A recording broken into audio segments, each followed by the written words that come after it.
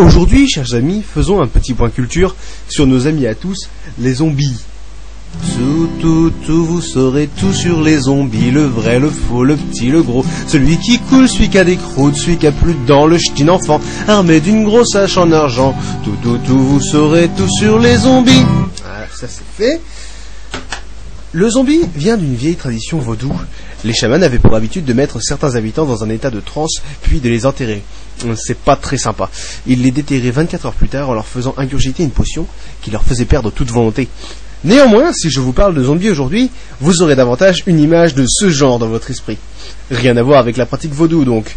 Ces humanoïdes ont en fait été des humains avant de devenir des loques dégueulasses. Les zombies ont été popularisés par George Romero dans les années 70.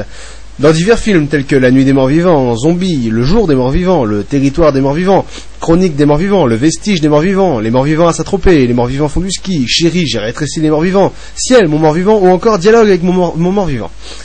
Depuis, le zombie est passé par à peu près tous les styles, du comique au trash, en passant par le cas de conscience et de grandes questions existentielles type « Mon Dieu, mon père est en train de me manger la jambe, est-ce que je lui tire une balle dans la tête ou est-ce que parce que quand même c'est mon père, je le laisse bouffer tranquille même si avec son cholestérol c'est pas bien raisonnable ?» Le zombie est passé de la culture au film, puis du film aux jeux vidéo, avec le désormais culte Resident Evil, dont le 4e volet a longtemps été la meilleure vente de la console Wii grâce au charisme du héros Léon, surnommé la mèche dans le métier. On retrouve des zombies dans certains jeux comme Alone in the Dark en 92, si j'en crois Wikipédia. Sur Internet en 2008 dans Horde, des morts vivants dans Warcraft, dans l'excellent Left 4 Dead qui ne tourne qu'autour des zombies. Il y en a dans les jeux de cartes comme Magic the Gathering, dans les jeux de rôle comme Donjons et Dragons, dans la littérature avec Max Brooks, le fils de Mel Brooks, qui a écrit 2 livres sur le rapport entre humains et zombies. Le zombie s'est glissé un peu partout aujourd'hui, ce coquin. Mais d'où viennent exactement les zombies et qui sont-ils ? Admirez avec quelle aisance j'enchaîne les différentes parties de mon exposé. C'est fluide, c'est merveilleux. Les origines des zombies varient selon les médias. Épidémie, catastrophe nucléaire ou écologique, vengeance divine, indigestion, grippe aviaire, les zombies peuvent venir d'un peu n'importe où. Pour les reconnaître, c'est plutôt simple. Ils ont le regard vide, blanc ou rouge. Ils ont la peau relativement pâle, même les zombies noirs. Ils ont les cheveux gras, des vêtements en lambeaux, une peau en lambeaux et des Vans car le zombie est cool. Il leur manque souvent un morceau de peau, soit là, soit là, soit là ou soit là. Le zombie a du sang un peu partout sur la tronche parce qu'il boit comme un goré. Oui, les zombies sont très mal élevés. Le zombie a des dents solides pour pouvoir trancher l'épiderme. Ah oui, parce que j'oubliais, le zombie bouffe des gens. Des gens vivants, car le zombie est difficile, il n'aime pas la chair de mort. Et nous non plus, on ne les aime pas, d'où mon paragraphe suivant.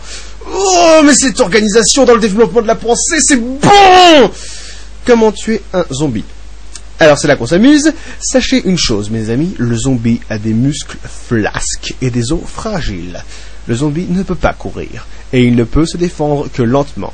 De plus, la peau de zombie est molle, et tout peut passer au travers. Je m'explique, voici 20 conseils sur comment tuer un zombie ou comment s'en défendre.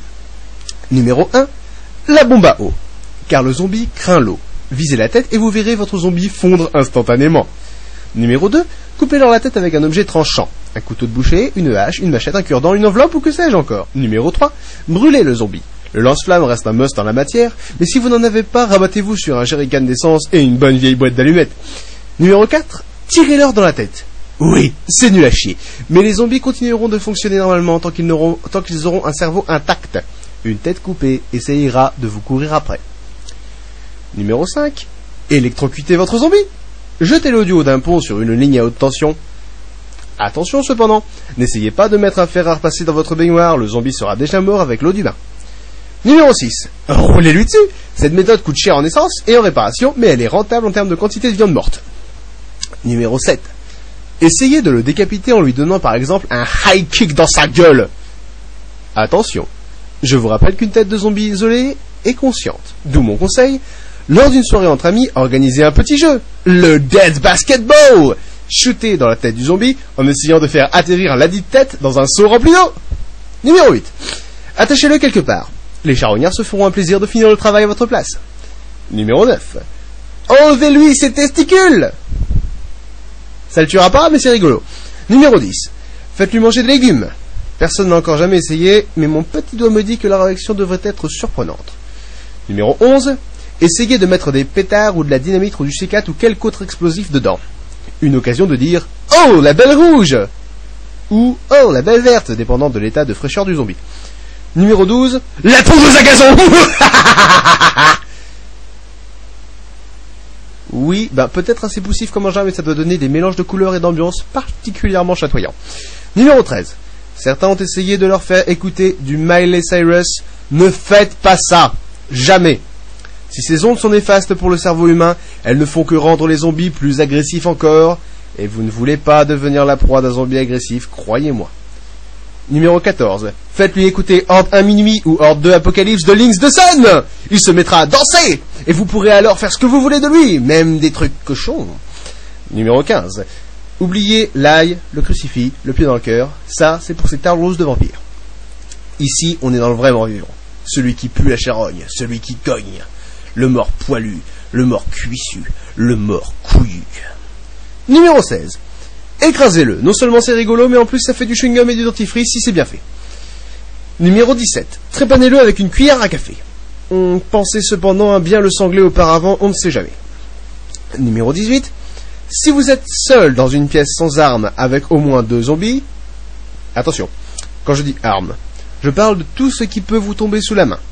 Une plante verte, des outils de jardinage, les clés de la bagnole, le portable, bref, donc si vous pouvez être seul dans une pièce sans armes, disais-je, avec au moins 2 zombies, essayez de vous suicider en vous cognant la tête contre un mur. C'est sûrement l'option la moins douloureuse. Numéro 19.